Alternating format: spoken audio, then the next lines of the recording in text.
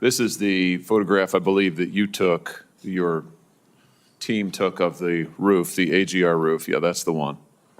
Okay, so from this vantage point, as the law enforcement who are in those windows, as they look left, they should be able to see the shooter clearly there on the AGR second floor roof. My question is, why is there not a Secret Service counter sniper on that roof? So, Senator, when we post up, our methodology is to look at things that can see in on our protectees so that they can provide that coverage. But why is there not a Secret Service counter sniper there with clear line of sight? That roof has a clear line of sight to the former president. Why didn't you put a Secret Service counter sniper there? The Secret Service's counter sniper role is to neutralize those threats that are looking in on us from where the protectee is, not necessarily you think maybe you might want to revise that protocol in light of what happened here?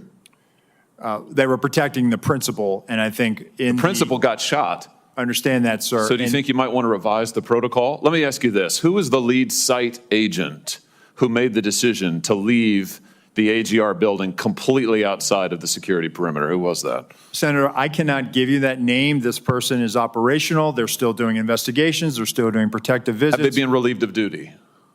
Senator, they have not been relieved of duty. I know their name, by the way. Why have they not been relieved of duty? They are still cooperating, not only being interviewed by the FBI, but also by our Office of Professional Responsibility. And we will let the facts of the mission assurance and any further investigations play out. Isn't the fact that a former president was shot, that a good American is dead, that other Americans were critically wounded, isn't that enough mission failure for you to say that the person who decided that building should not be in the security perimeter probably ought to be stepped down?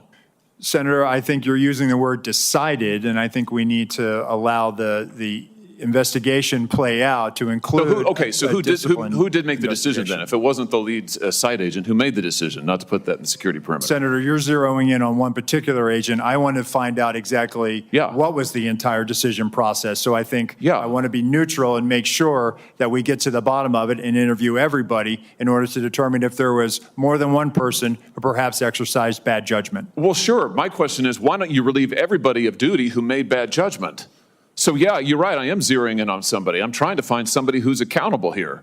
And you're telling me that the person who made the decision not to include this in the perimeter has not been relieved of duty. What about the person who's in charge of the interoperability of radio frequencies between local law enforcement and Secret Service? Has that person been relieved of duty?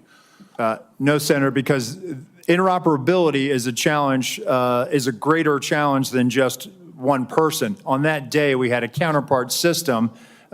It failed spectacularly. As the person who made the decision to send Donald Trump onto stage knowing that you had a security situation, has that person been relieved of duty? No, sir, they haven't. Has the person who decided not to pull the former president off of stage when you knew that, in your words, the locals were working a serious security situation, has that person been relieved of duty?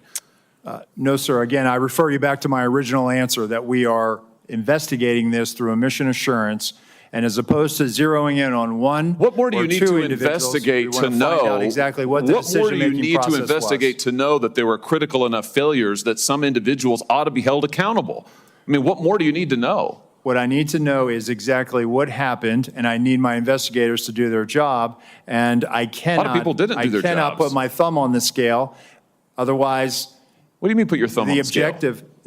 You're asking me, Senator, to completely make a rush to judgment about somebody failing. I acknowledge this was a failure of the Secret Service. Is it not prima facie that somebody has failed? A former president was shot. Sir, this could have been our Texas school book depository. I have lost sleep over that for the last 17 days, just like you have. Somebody to hold them accountable. I will tell you, Senator, that I will not rush to judgment, that people will be held accountable, and I will do so with integrity and not rush to judgment and put people unfairly persecuted. Unfairly persecuted? Unfairly, we've got people who are we dead. have to be able to have a proper investigation into this, Senator. You said earlier that you've got to make sure that your protocols are followed, and unless there's a protocol violation, people wouldn't be disciplined. I would just say to you, I don't really care that much about your protocols. I think if your protocols don't provide for the fact that when a former president is shot, when an American is killed, when other rally goers, innocent people who just showed up on the day, when they are shot at and critically wounded, if that isn't a protocol violation prima facie, you should revise your protocols. Senator, I think this is where you and I agree. This was a failure, and we will get to the bottom of it. Well, I hope you're going to do something about it.